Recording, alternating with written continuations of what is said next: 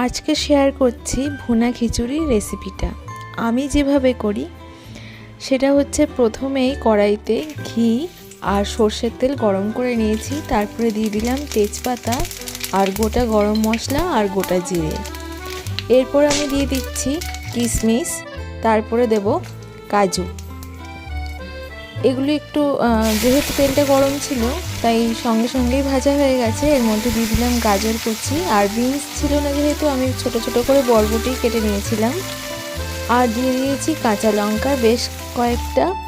তারপরে দিয়ে দিচ্ছি ফ্রোজেন মটরশুঁটি।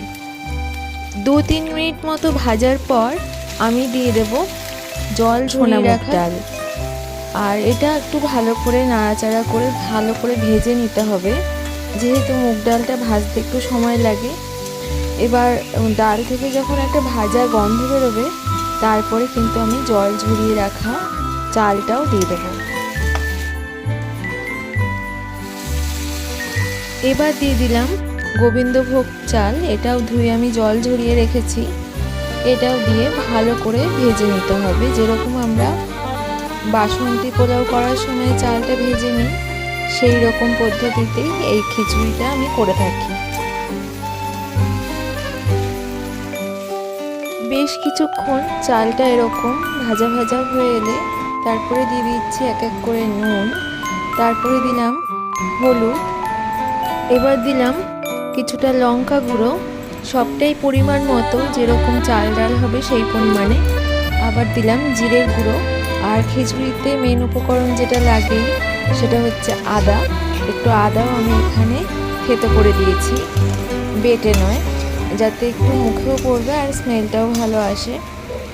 তো এইভাবে করেও আবার মশলাটা দিয়ে ভালো করে সবটা মিশিয়ে ভেজে নিতে হবে 2 থেকে 3 মিনিট মতো। এবার আমি জল দিয়ে দিচ্ছি, অবশ্যই গরম করে নিতে হবে জলটা, আর যেটুকু চাল ডাল হবে তার ডবল হবে জল।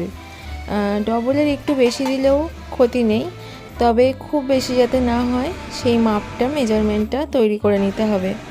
চালে ডালে যেরকম আমার 1.5 কাপ মতো হয়েছিল, আর আমি এখানে জল দিয়েছি প্রায় 3 কাপের একটু বেশি। ব্যাস, আমাদের চাল ডাল একদম কিন্তু সিদ্ধ হয়ে গেছে। এবার আমি নামানোর আগে কিছুটা পরিমাণ দেব হচ্ছে চিনি, অবশ্যই স্বাদ অনুযায়ী, আর দেব একটু ঘি আর গরম মশলা। ব্যাস, তাহলেই কিন্তু আমাদের খিচুড়ি একদম রেডি। এটা খেতেও ভীষণ ভালো লাগে, আশা করি আপনাদের ভালো লাগবে। অবশ্যই কিন্তু একবার ট্রাই করবেন এইভাবে ভুনা খিচুড়ি।